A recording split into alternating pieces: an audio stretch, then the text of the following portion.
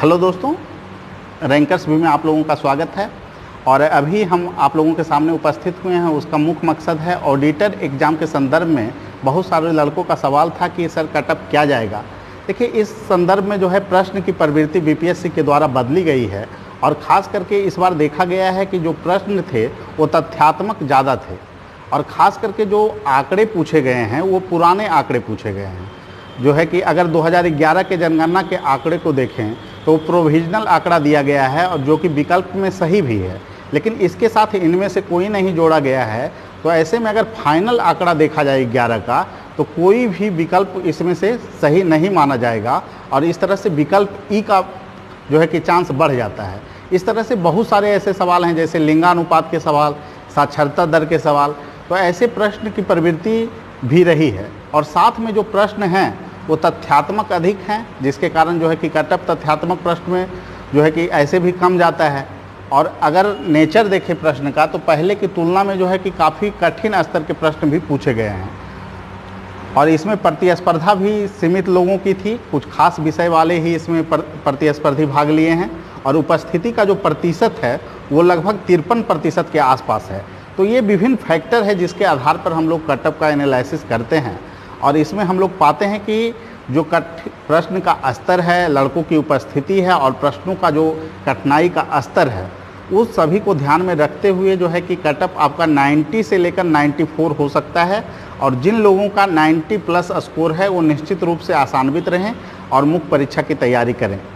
जिन लोगों को जो है कि हमारी संस्थान से मुख्य परीक्षा की तैयारी करनी है वो आप जो है कि ऑफलाइन ऑनलाइन क्लास शुरू होने जा रहा है, उसमें आप लोग पार्टिसिपेट कर सकते हैं।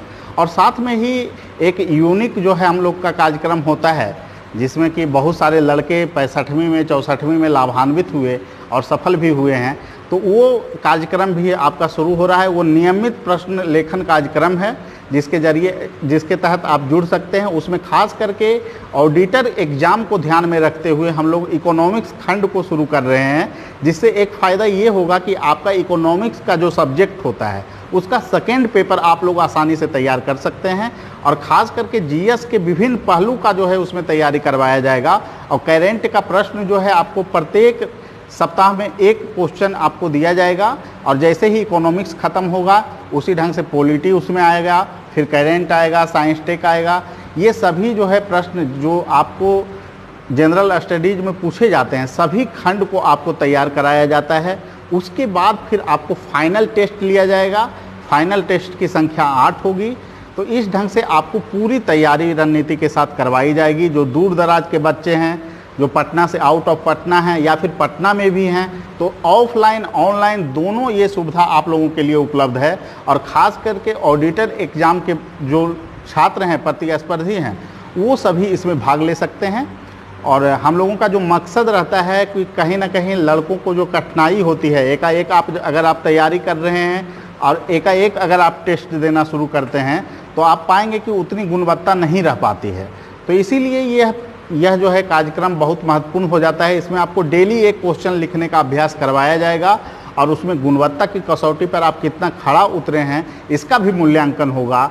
और उसमें बहुत सारे लड़के भाग लेते हैं तो एक प्रतिस्पर्धा का भी वातावरण रहता है, जिससे कि प्रतिस्पर्धा के कारण और अच्छे ढंग से आप तैयारी कर पाते हैं।